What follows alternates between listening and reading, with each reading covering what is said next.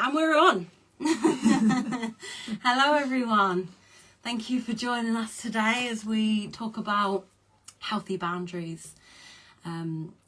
Setting healthy boundaries, letting go of that people pleaser and betraying ourselves, so that we can have more peace in our life and just stop betraying ourselves, I suppose. I don't know about you, but it's been really helpful for me to set boundaries. It's taken a long time and I'm definitely not there yet fully of where I want to be, but really proud of myself of how well I'm doing, because it can be hard when you start as a people pleaser anyway. Definitely. When you start to put boundaries in. Oh yeah. So I'm Hayley. I'm a holistic therapist and a quantum healer, mindset coach, and this is Sarah. I'll let her introduce herself as well. Hi, I do yoga Nidra, which is a sleep yoga, and and I'll be doing workshops and retreats at some point in the future.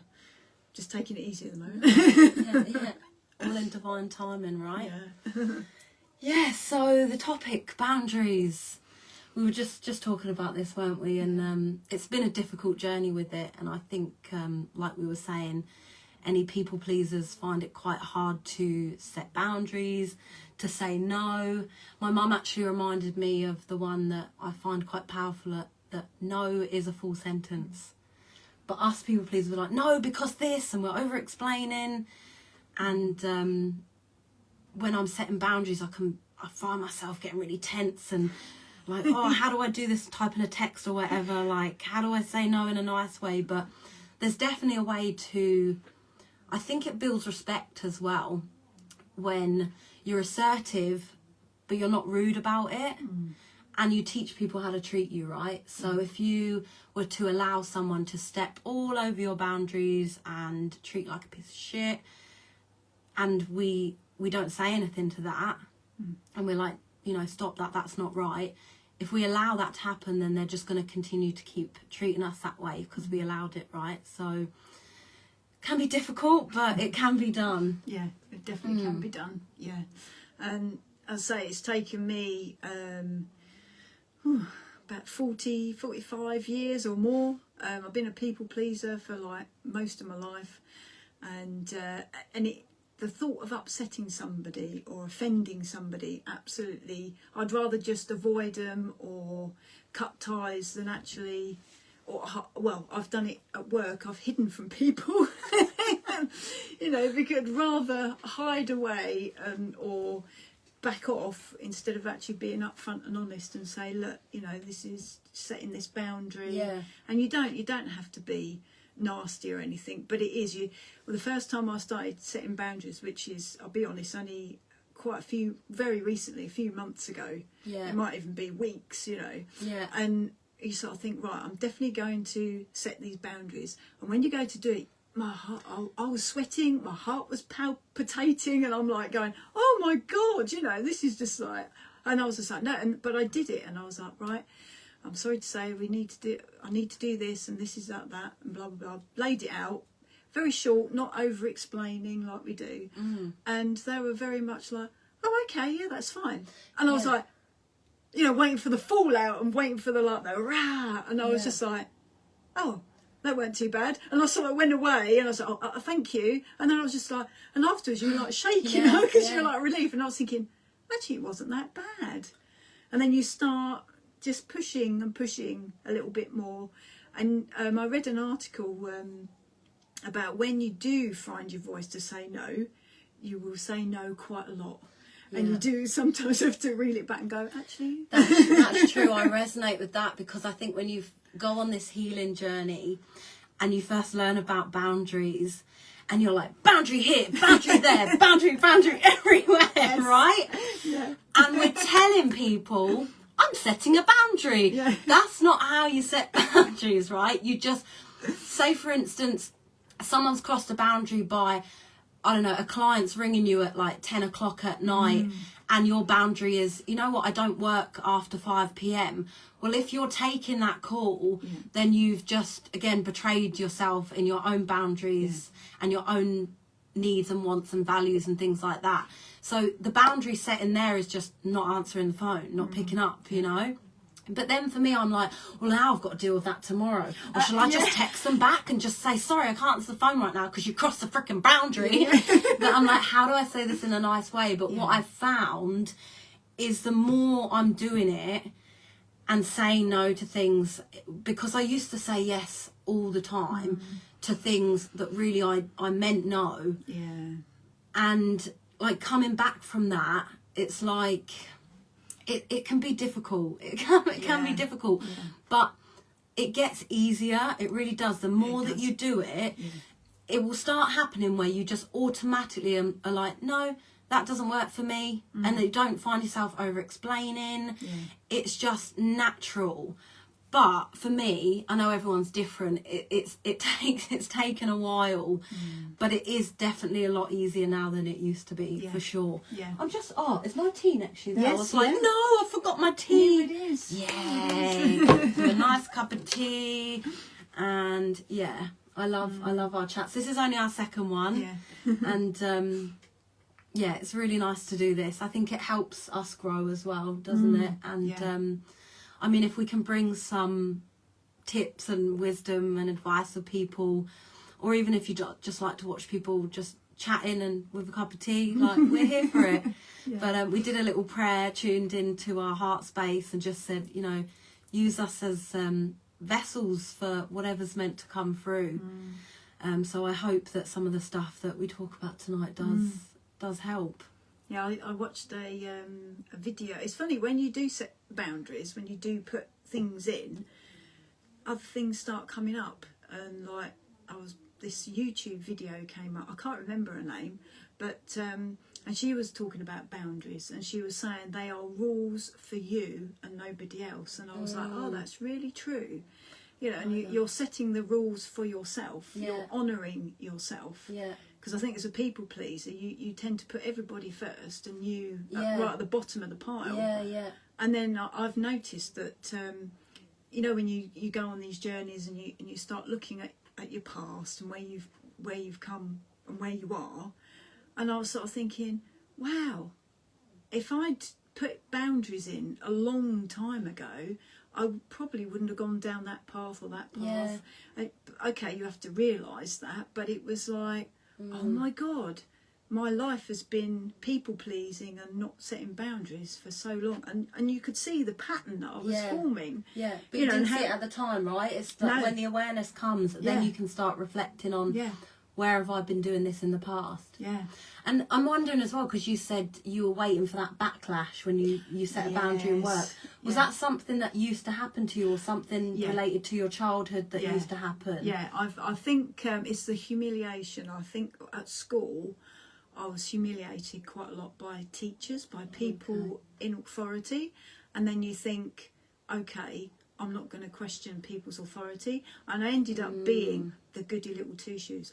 My reports were glowing, whereas my sister, she was like, we are like chalk and cheese, and it'd be things like, we get compared. It was like, oh, why can't you be more like Sarah? I got that all the time. You know, and be like, and be all nice and quiet and, you know, polite and not put a foot wrong. And it's just like, actually, good on you, Caroline, my sister, for being you, for being you and being a bit rebellious and doing what you want. You know, and I'm thinking, I wish I'd been a bit more like that. So you wanted to kind of fit in and please everyone, but betraying ourselves in the process, you know, because we're then putting these masks on, being that person of who we think they want us to be.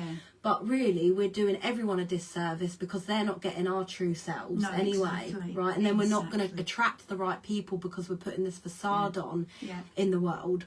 So it's just doing everyone a disservice, really, when we're not just being our true selves. And it's a journey to get there as well, in finding who that is. And I definitely lost myself in putting all these different masks on, of trying to fit in and, you know, following the crowd and trying to be liked by everyone. I mean, I don't even like everyone, so how can I expect people to like me, right? So if it makes you happy and it's not hurting anyone, then go for it, I think. Exactly. You can be so well, say I did the same. I used to call myself the chameleon girl, because I'd be, and even my husband noticed that when I was around different people, I'd react in I'd fit and take on almost their personality to fit them, and then fit that, and then I'd come away and I'd be absolutely exhausted, and you didn't know what you liked and what you didn't, because you were like, you seem to take on everybody else's personality. Confused of who actually is me, because then you identify with these roles that we're playing in the world and authenticity is not draining at all. So if we're being authentic everywhere, we're not going to come away from situations and people and conversations feeling drained. But if we are, then it's about self-reflecting on, okay, where did I put a little mask on there and try to fit in? And it's about being forgiving as well, I think. Because if we're going to be critical and judgmental with ourselves of, oh my God, why did you do that again? Because it's ingrained in us. We've been programmed this way, for sure. So it's unlearning so that we can relearn the right way. And I honestly, now that I've found who I am, and I don't know if I know fully who I am, and I don't know if anyone knows fully who they are, but I feel comfortable in my skin, which I didn't for a long time. And I was really low and really depressed, because my soul was like, let me be free, let me be me. And I wasn't allowing that for myself. And it came down to the boundaries, really, of who I was deciding to show up in the world. And it was just so draining to pretend to be someone that you're not. And then, like you said, the confusion comes in because you actually don't know who you are anymore, because you're like, what actually are my interests? What do I actually like? And because you're so used to going along with everyone else's thing, you're like, who even am I? And that part of it, of completely losing myself, I never want to experience again, because that for me was one of the lowest of the lows. And you sit there and you're like, who the fuck am I? Like, I used to lay awake at like early hours in the morning, just like going, oh my God, where am I going? What am I doing? And then I've journaled for a long time, but journaling, and I think that when you start journaling and reflecting, you do start, there's little glimmers, and you start thinking, oh, actually, and then other things come into your path, and you think, oh, okay, and you sort of think, actually, and then you suddenly, for me, it was like, I suddenly realised what I needed to do. I need to set boundaries. I need to do more self-care. I need to put me first. And not being used to that, it was like, oh, it's and you do think, at first, I'm selfish, I'm being this, I'm being that, and it's just like, actually no. And like at work, it's like, I go and have my lunch, and I have it at a set time, and I go and I quietly have my lunch, and I don't want people chatting, and sometimes I do, I don't mind, but if you've had a lot of talking, a lot of chaos around you all the day, you just want that nice half an hour just to yourself, just to like chill and step back into yourself. Do you know what I mean? I do anyway, definitely need that solitude time. Definitely. I never liked my own company, because there was too much going on in my head and too much beating up, whereas now it's just like, I quite like having that time, because I could never understand my husband. He loves, he's alone time, and I'll be like, obviously he's gone off me or something. I took it personally. We do, don't we? And it was just like, actually, it's so valuable to have that time, your downtime to yourself. Oh God, definitely. I crave it now. Same. Whereas I used to absolutely hate it. But I think that people really respect you when you stand up for yourself, basically, and it doesn't have to be this big thing. It's just like, no, that just doesn't work for me. And it's easier said than done, isn't it, when you're in the situation and and you're like, in my head I'm saying, just say this, just say this, just set this boundary, go on, you say know it. what to say. And your voice is going to shake and your heart's pumping and you're like, just say it, just say it. And there's been times I haven't said it, and there's been times I've said it and it's came out completely different to what it sounded like in my head. It sounded great in my head, and then you're trying to say it out loud. And I think what affects this as well is you can only communicate with people to their level of consciousness. So I found some people harder to communicate with because we're just on different levels and different pages. And I'm not saying in any way, shape or form that anyone's above or below each other. There's just different frequencies to where we're at. And I think that can become really apparent and really obvious in those moments when you're doing your best to communicate with them and set boundaries and things. But also when we're just taking shit, or when we're allowing our boundaries to be stormed over, we're affirming to the universe that that's what we want, and we're okay with that, and we're going to keep seeing the same thing until we learn to be like, no, enough. And like we were saying earlier, while we were just having a cup of tea before we came live, with Mum as well. Oh no, it's gone. This happens. No, if it's meant to come back, it will come back. I am gonna just move your camera over slightly because I can only see half your face like that. Is that a bit better? Oh, there we go. Yeah, a little bit better. Yeah. Oh yeah. But yeah, so if you set boundaries, you're saying no to the universe. I deserve better than that, and I'm worthy of that. And usually it's coming from those subconscious beliefs of not being worthy anyway, most of the time, of what we feel that we're deserving for. And if people are, you know, just walking all over us, then that's just what we're going to continue to get if we don't just say no and stop to that. Yeah, and they'll expect that. They will carry on. Because if you don't bring people's attention to how they affect you, communication, communication, and they will keep on doing it. They will keep it. And the article I read, and this lady was saying as well, like, when you do set boundaries, when you do say no, it is totally authentic, and when you do say yes, it is totally from the heart, and totally honest, and you've got no stress about it, you've got no worry, you're not overthinking it, you're just like going, yes, I'll do that, because, and it's coming from, it's a full body yes, right? I heard that if it's not 100% full body yes, then it's a no. Always tune into the body. And it came back to me as well. We were talking about the straw that broke the camel's back, right? So it gets to the point where you just take it, and then it's too much, and then you end up snapping, or you're getting triggered, and you're like, enough. But if we were to just allow ourselves to communicate from a place of love, however they take it is none of our business. Exactly. You know? Exactly. And it doesn't need to get to the point where it's like we are absolutely drained with it to the point of like, go away, leave me alone. No, you know? It doesn't need to get to that straw that broke the camel's back point. No, and I've done that when I started doing boundaries. Some people, as you say, when different levels, you know, you communicate, I've noticed that sort of specific people, they have to be spoken to in a very blunt way, and because I've not been blunt like that, only when I'm really wound up, and you snap, and then it shocks everybody.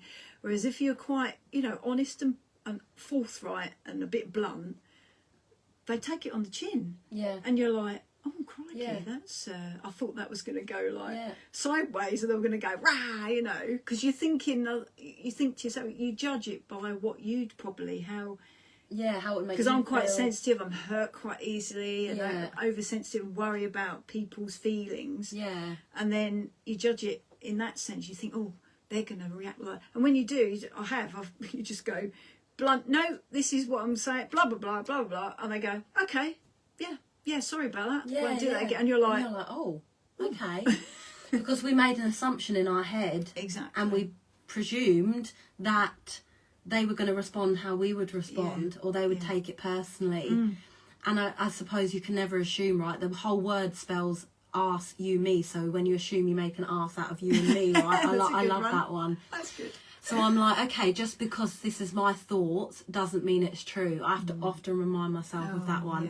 Just because they're my thoughts doesn't mean it's true. I think that's the one fatal error that human beings make, believing in our own thoughts, right? So just asking ourselves from a place of curiosity, can I really know this to be true? And it's just such a powerful thing to just be able to speak up. It's communicating, isn't it? Look, reflecting on what our needs are and our values and what aligns with that, and anything that doesn't, speaking up around it. And I've been working on more and more so in communicating effectively from the heart, empathetically, but also making sure I'm not betraying myself in the process as well. Exactly. And your boundaries can change. I mean, if you said a yes, I mean, you'll catch me on one day and I'm making all these bloody plans and I'm like, yeah, let's do this, and I was like, no, sorry, that was Patricia that made those plans. She's no longer here. I'm having a bed day today, and that's okay to do as well if you're not feeling up for it and it's drained. I'm not normally the type of person to like let people down, and I don't like to, if I've made a plan or something, I've got something booked in, then I really hate to not do that thing. But if it's at your expense and you're already drained and it's coming from an empty cup, it's not going to be good energy that's going into it anyway. And you'll do it, and that's when I've learned. That's when resentment creeps in. You do it resentfully. And you feel obliged, and you're like, oh, you know, and you do, and as well, when it comes to self-care, it's asking for help.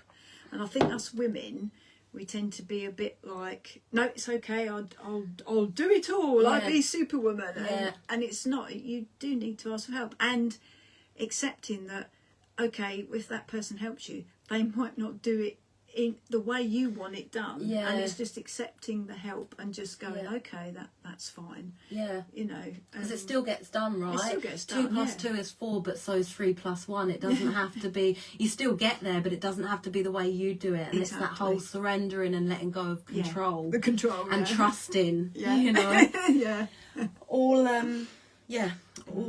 lessons and things that take practice, but the more that you implement these, the easier it definitely gets, for sure. You just gotta, you gotta swallow the fear and just and do it, because it does it. I wished I'd said to myself years, if I knew then what I know now, I would have set those boundaries a long time ago, and not gone through a lot of stress and heartache. Exactly. Okay, it strengthens you, and you know it's all experience, isn't it? Nothing's ever wasted. But you sort of think, oh God, I would have, if I wouldn't have had to have got, and I would have built up all this resentment that festers, and it does. It really does fester. Poison. And then it comes out, it bubbles out in other ways, and it can ruin like friendships and relationships and stuff like that, because then you're projecting that pain onto our loved ones, usually projecting what we're keeping inside and not willing to feel and forgive and let go of. That comes out in more unhealthier ways most of the time as well. I've been this was my own little practice that I honed, which is helping let things go, which is, it's sort of kind of a boundary, but it's if people drive you round the bend sometimes.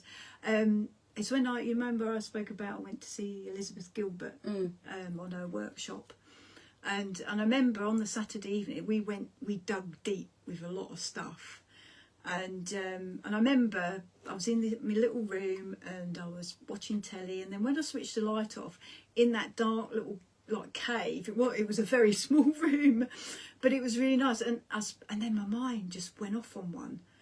And all this stuff came up, and it was just like all this stuff, and I was going to share this practice, and I was like, put my hand on my heart, and different people had really pushed every boundary. I was like, I love you, I thank you, I let you go. I love that. And I just kept saying it to people. Kept coming, I love you, I thank you, I let you go. I love you, I thank you. And then different emotions and different. And I was just I think it must have been 2 or 3 hours.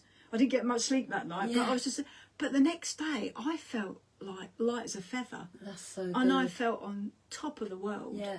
And I was, and now that little practice, somebody's getting on, I'll just stand there, or I might go and I just go, I love you, I thank you, I let you go.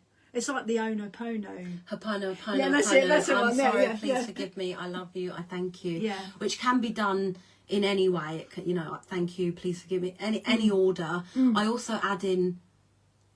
So please forgive me. I forgive you. So I'm like forgiving myself as well, because we can set boundaries for ourselves as well, right? When our minds are constantly going off, or we've been horrible to ourselves, and the inner critic is kind of taking over. We're off in stories. Setting a boundary of the fact that no, we're not going to keep doing it this way, and we're going to know that presence is my priority now, and keep coming back as well.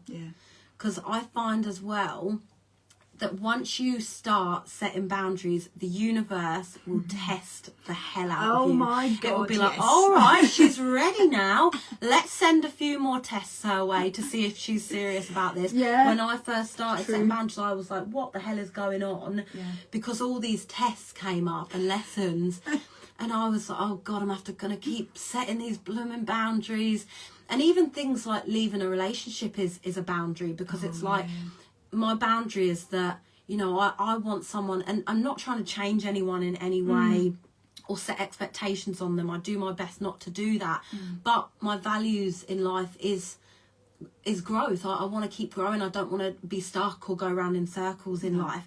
And for me, someone I look for in a partner is someone that does want to grow with me. So when you leave a relationship potentially on, if it's feeling stuck and you've got that niggle that you keep trying to push down and it keeps coming up, but we know it's not right, like that can be soul destroying, because nothing's really ever going to change. So the boundary is like, I've got to leave. Yeah. And that's it. So boundaries, it doesn't have to look like, you know, I'm saying no, or I'm setting this boundary. It can be lots of things of like with ourselves, in relationships, all kinds of things. And it takes clear communication, right? It does, yeah. Even with ourselves. Yeah. Having a little conversation, a little quiet word with myself. Yeah, yeah. And the hand over the heart's a really powerful one. I listened to a Mel Robbins podcast that says, when you're feeling that heaviness and anxiety and whatever it may be, just give your heart a little high five, so a little push, saying things like, I'm safe, I'm loved, I'm protected, I'm whole, whatever resonates with you, something that's nice, because we can beat ourselves down all day long. And a lot of stuff is running in the background, all this programming, because they say we're a set of unconscious programs, subconscious programs by the time that we're 35. So we're just running on like autopilot all the time, you know? Definitely. And like, you know, when you're doing things like you're brushing your teeth, you don't have to think about what to do, because it's unconscious behaviour now that's implemented within us. Same as when you're driving. Like, I all of a sudden I'm somewhere and I'm like, how the bloody hell did I get here? Did I just run about 5 red lights? Because I don't remember how I got here. But if you were to, say, for instance, start brushing your teeth in your left hand, you actually start having to think about it. And that's where you're in the present moment then. So you have to be conscious with it and concentrate, and your mind can't wander off. So that's how to become present in times like that as well. In really just being in the moment of whatever you are doing and looking at things with such detail. Still a practice. Exactly. Yeah, there's all, as I say, it's all practice, it's reprogramming, and like the subconscious mind is listening 24/7. And then you've got your naggy little monkey mind, and that's going quite a lot all the time, and just giving you little digs and, oh, why do you do that? Just this constant in your head, you know. That can be exhausting as well when it's like that. And just recognising if we're having days or times where the monkey mind has taken over a little bit and it is a bit chatty today. Because sometimes my thoughts can get quite cluttered and a bit all over the place, and I'm like, I need to do this, and I'm getting this creative burst of energy that I want to do this, and when I've got that and I'm in the zone, I'm like, I want to do this, and then I'm darting to another task, which could potentially be the ADHD side of things. Attention dialed into a higher dimension, by the way. I love that one. Let go of the labels. But it does help you gain an understanding, but I don't like to get too attached and identified with those labels that have been given to me as well, because again it's ego, and I'm just like, well, I don't need a label to tell me who I am. I'm just going to be me and embrace the quirks and accept me for me. And I think the more that we can do that and be authentic, the more that we're helping other people to feel safe to express their true selves as well. Exactly. Definitely. I say, because labelers as well, that you can use them as excuses. Oh, I did for many years. Oh, I'm doing that because my ADHD. Oh, no, I'm doing that because my dyslexia and BPD. And it just keeps you small in a victim mode. We're not taking responsibility for our life, and we're just totally disempowered. And that is just a horrible place to be. I spent many years there, and I don't ever want to go back, to be honest. But I didn't know any better way at the time. No. I didn't. So until I learnt new tools, which unfortunately aren't taught to us in schools. No. There's a reason for that, but we won't go into them. so it's good to be able to teach ourselves these tools as adults. I mean, a lot of people think that you finish school and the learning stops, but no, I love to like keep on learning, keep on consuming, whatever sparks that fire inside your belly, keep following that, because that's where the power lies, and that's where we'll start getting that zest for life back, and we'll go from not just existing and letting life beat us up.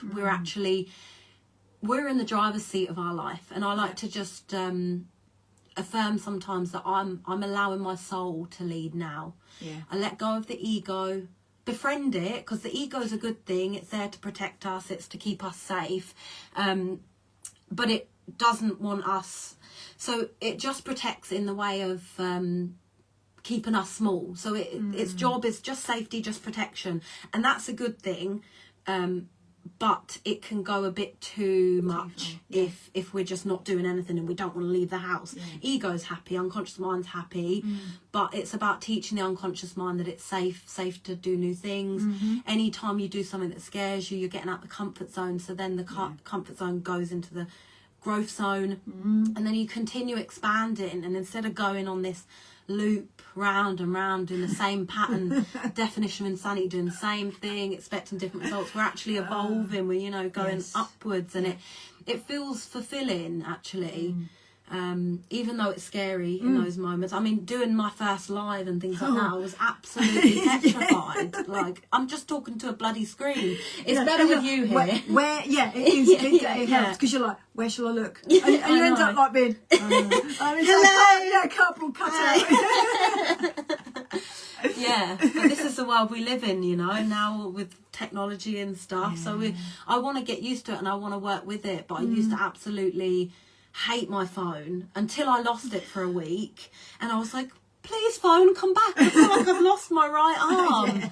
And often we'll only appreciate things once they've been taken away, like our health, and I'll be like, I never take you for granted again, health. So no, brilliant. Good stuff. We've been talking for over half an hour already. Where has that time gone? Where's that gone? Wow, that time went is really an illusion. Quick. It is, yeah. So what can we kind of sum up with our boundaries? I think clear communication. What you put out is what you get back, and we teach people how to treat us. So if you're not speaking up for yourselves and betraying ourselves and putting others' needs before your own, we're going to be absolutely drained, and we're telling the universe that this is all we're worth, and we're going to continue to just keep experiencing those same things.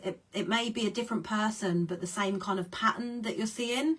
And until we recognise that pattern and reflect on that, and then start to realise, okay, I've got to take some action to be able to change this, only then can things start to get a little bit better, and we tell the universe we're ready for more. We're ready for more peace, to put ourselves first, to feel more worthy and deserving, and live a more fulfilling life, and everyone around us gets that benefit as well.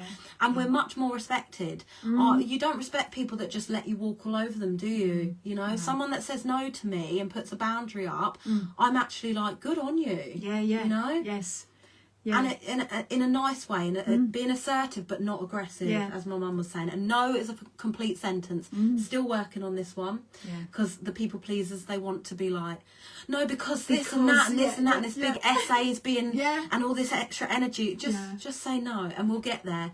And it gets easier. The more we do it, the more we set these boundaries, the easier it will come, and it will just then become an unconscious habit of, if it doesn't align with our values, if it's not a full body yes, you just find yourself saying it, no, that doesn't work for me, and that's okay. And I found myself doing that, and like setting a boundary and being like, oh my god, that wasn't that hard. This is getting easier. It's like, no, I don't want to do that, and be honest to say, no, I don't want to do that, if that's okay, or not even know if that's okay, because even that, is that okay with you? I'm just saying, so ignore that. We do say it though, but that's authentic to you, isn't it? In that moment of time, so that is okay, Sarah. And then in time it might just feel okay to just be like, yeah, no, that doesn't feel right to me, or doesn't feel like my truth, or doesn't align with me, and that's okay. No, thank you. No, thank you. Yeah, I'm moving on now. It feels so like I'm like this. No, I have to say no now, and it's just like definitely comes from, I think for me, a childhood thing of the backlash of what happened when you say no, and you don't go along with other people's plans, and then when you do go along with their plans and they reward you for that, we've then been programmed in that way to be like, oh, okay, I get rewarded if I pretend to be someone else and put my needs last. So again, unlearning all that shit to relearn a better way. And then you're stopping these neuro pathways in our minds in their track, and your brain's like, oh, what happened there? I've got to find a new way. New pathway. And it goes and searches. Often it will find a negative if we don't purposely put something positive in there as well. So I'm going to implement something like I'm going to do this instead, and something to fill up my cup, because I'm saying no because my cup's a little bit empty right now, and now I'm going to do something in the self-care scene to fill that up. And listening to yourself, that is so important. It's that's what I'm learning, is actually if you can get all the chaos in the head, if you've got tools in place that you can just get into that quiet space and then listen to yourself and go, actually, do I want to? Because I don't know if you're one of these people, I'll get enthused and get carried along by the enthusiasm of other people, and in the moment, and you're like, I'm going to do all of that, and then when you step back and listen, you sort of go, actually no, I don't really want to do that, and then but you're frightened to say no, I don't want to, because at the time you're like, let's do I've it. definitely done that. And you're saying yes like this, and in your head you're saying actually maybe not. So again, that's inauthentic. But maybe we don't want to upset people. We're scared of how they react. They may stop liking us if we say no. All these things. But how do we know those to be true? And like you said, coming into the body is the one, because often I'm one of these people, and I think probably people will resonate with this if they're similar to me, in making decisions, even small decisions, and sometimes you're battling with your head and your heart, right? You're like, what is the right decision? But I remember when I made the decision to come home to the UK, I'd moved from Australia, but I was planning on going back. But I was going to Canada and travelling for a bit. I was planning on potentially living there or traveling America. I wasn't really sure, but I was ungrounded because I had no home at that time. I was traveling, so I was a bit like in my head, couldn't make a decision. But the minute I meditated, and I'm saying the minute I meditated, this took me weeks. This took me weeks battling with this decision of talking to random strangers and being that person that asking for their opinions or discussing it. Like only you can know. Like everyone can give you their advice, but it's coming from their perception. And then I was doing card readings like, universe, tell me what to do. And they're like, no, it comes from you. All the magic, all the wisdom lives within us. We just have to allow ourselves that time and that space and that trust for whatever needs to come through and trust in that. Because often we're getting all the messages, but we're not trusting them. So I just had this day where I tuned into my heart space, and that's all that coming into the body means. Like you're coming present, closing down the eyes and coming into the body. So awareness is being placed into the body, the tingles, the stillness of it, and coming into the heart, just listening to the heartbeat. And just taking some nice, slow, deep breaths, and then relaxing the body. So we're not in this tense state. Because often I'm like, can be walking around like this and realise like I'm holding so much tension in my body right now. Just soften that out, because no answer's going to come from that place of rigidness, right? Exactly. And I came into the heart, and I just came out of the meditation, and I was like, I'm going home to the UK. My niece has just been bloody born. I'm not going to miss her life. And that was just such a clear decision. They're not all that clear, and it's not always that easy. No. But I've found the power of just in those moments. We're never going to, I say this quite often, but I like the repetition because it then plants the seeds and the seeds grown. But we're never, ever going to solve the problem from the place we created from. And we're always creating the problems from our own mind.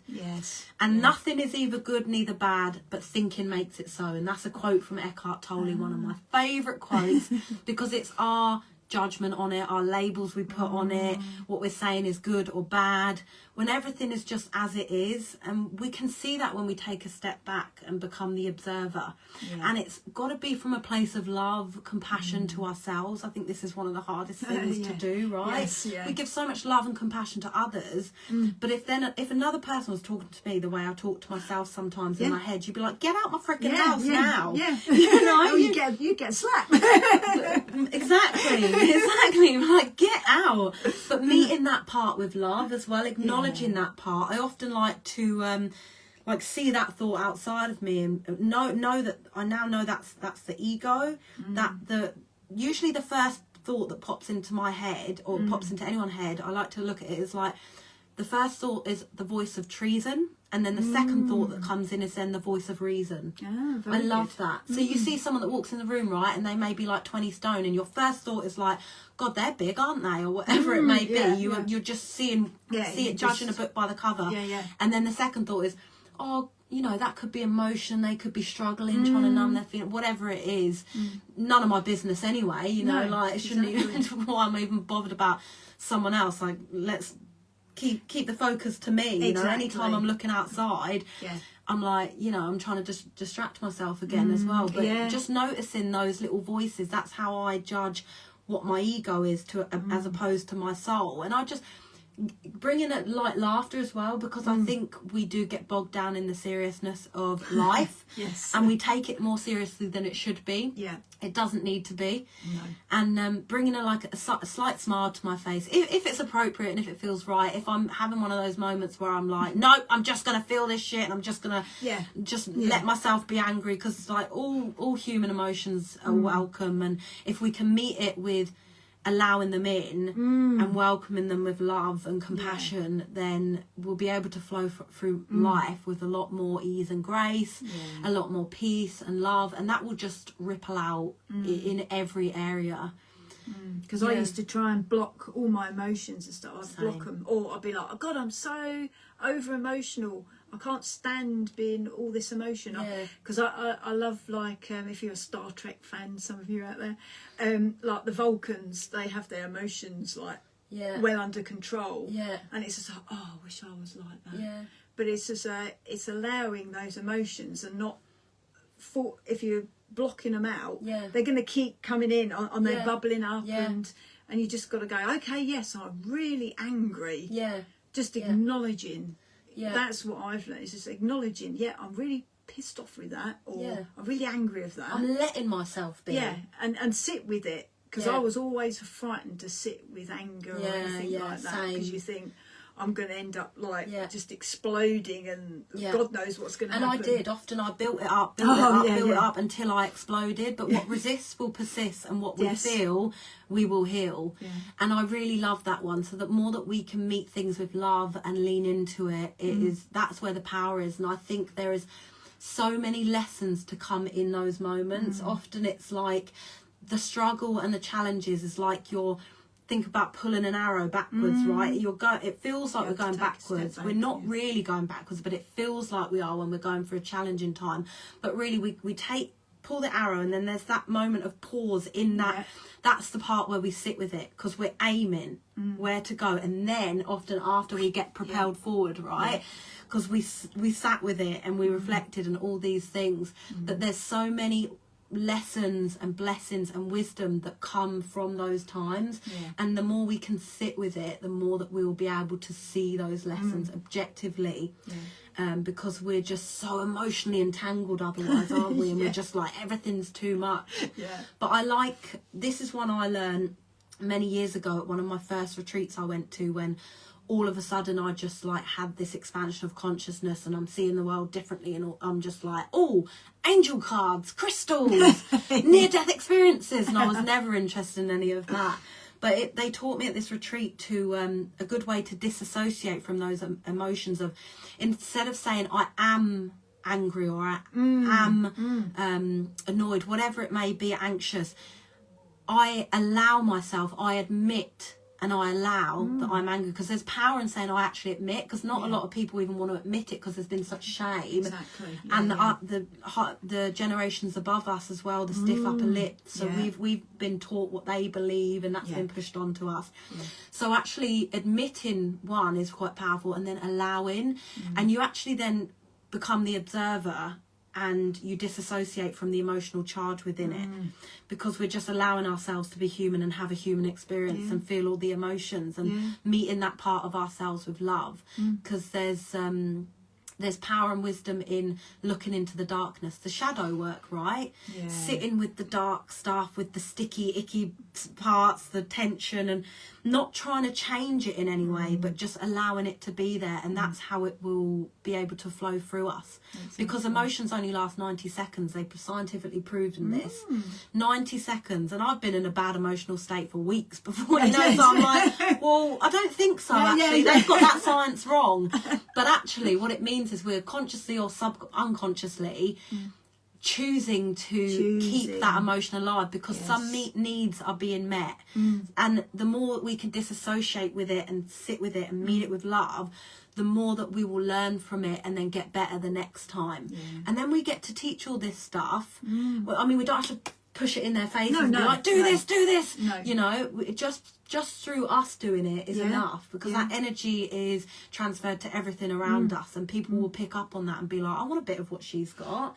You know, it's really, you start to shine brighter, and people are like, what's she doing? What's her secret? You know? I know, exactly, because I've been pushing back and putting boundaries in at work, I've noticed a couple of other people have started going, hey, Sarah, you'll be pleased with me. And it's like, oh, well, they're trying to, like, and then you can see, like, oh, my God, they're a people pleaser, because they go, hey, Sarah, I set this back, I pushed back. I said I weren't going to go to that meeting today. And I was like, good for you, good for you. And I was like, wow, this is like so if you start doing it yourself, it will give the power to other people to start going, actually, oh, well, she's pushed back and she's all right, you know, she didn't die, she so didn't I can die, do this. so let's do it, let's have some, definitely. Oh, I love that. Good chat. Oh, we've gone on a while. It's it's gone so, it's a big topic, so quick. It is. Big, there's so much to it. Thing. And I think a lot of people do struggle with it, especially those people pleasers out there. So I'm sending you courage to speak up, to speak your truth in those moments, even if your voice shakes. Do it. Exactly. But don't blame me if it all goes wrong. Sorry. Or even write down what you want to say, because that's what I've done. Okay. When I started first, I wrote them down and I thought, that feels authentic, that feels good. And just like rehearse a script in a way. Sometimes it might not come out, you know, exactly how you planned it, but at least you've got a base. So you're not like, you know, so that that automatic autopilot that we were talking about doesn't automatically, you know, steamroller you. You're like, you've got a plan, a script to sort of like say, and you'll get it out, and then you go, and then you can breathe, you know. And I found I used to make up little white lies of like, you know, if it's something like, can you work tomorrow? And I'm like, sorry, I can't, I've got plans. And I'm like, my plans are just, you know, bed or whatever, you know, because I need the rest, because, you know, heaven forbid you say that you need a day to yourself. I know. So then I'm making up a little white lie, which doesn't feel authentic to me at all, pretending that I've got plans or something. So I'm getting to the point now where any time I feel the need to over-explain or make up something as an excuse, I'm taking a step back and just meeting that part with love and saying, what part of me feels the need to do this, being curious with it instead of judgmental, and then deleting that, what I said. I've been just like deleting all the parts that I'm like, no, that's not real, that's not true, that doesn't feel authentic. And then even if it's a little bit uncomfortable, I'm like sending the message or whatever it may be. But I think it's more difficult in those moments when you're put on the spot. You know, like a text, I can think about it, but then I'm wasting energy on it for ages as well. Overthinking it, right? And in the moment it's like, can you work? And then all of a sudden you word vomit, all this stuff has come out, the no filter, and then after I'm like, why did I say that? Or I've just said yes because I'm like, I just can't. And then you've got to remember all that, because sometimes they go, oh, how did such and such go? And you're like going, shit, what did I say? And you think, so you're not coming from a place of authenticity or truth. So truth is lightness, right? Truth just feels so freeing and light, whereas lies, it's like you're having to hold something up all the time and remember it, because then if you're caught out, you're like, oh my God, what was it I said? And that can feel really you have heavy to have and a very good memory to be a very good liar. And it's just like, no. I just can't lie. I've never really been like little white lies like that, but I just... It's always been written all over my face, and it just doesn't feel right. You can just tell. Especially my twin sister, we can't even play poker together because she's like, Hayley's bluffing, and I'm like, oh, stop giving away my cards. I used to get annoyed with her, actually. Yeah. No, I know exactly. Funny enough, I did that. I took a day off. I think a couple of Tuesdays ago, and I was just like, I was just feeling really like I need time. I need downtime. Yeah. And I had to plan in my head with all the white lies. Yeah. And I phoned my boss, and I just thought, and I said hi, and she said, "Hey, how you doing?" I said, and I went to say all these white lies. I had it all planned in my head. I went, actually, I'm just not feeling it today. I'm just going to take the day off if that's all right. I said, I'll give you a work update. I'll email it to you. But she said, yeah, no problem. Yeah, just have some downtime. You do what you need to do. I was like, okay, thanks a lot. And I felt so much relief that I hadn't put all this, all this stuff in, all these white lies and all this elaborate thing. Yeah, and you're not going to know unless you at least try and be honest and see how they react. And they may have reacted not very nicely and been like, no, you have to come in, and then we've just got to deal with that the best that we know how as well. And that is the main thing. If you set a boundary not to expect the response that you want, or the yes, or yes you can do it, or no, or whatever. You just have to put that boundary in and go with it. Whatever happens to happen, because in life we'll get the experiences that we need, not the ones that we want. So letting go of control on that part, and just fully surrendering to whatever our present moment is showing us. Nice. Reckon we end it there? I reckon that was a good one. Thank you so much, everyone who tuned in, or anyone watching the replay. We're really grateful for your love and support. I hope some of this helped as well, and you got something from it. Anything you want to say before we go? No, I think we said it all, haven't we, really? Anything coming up? Any yoga nidras coming up?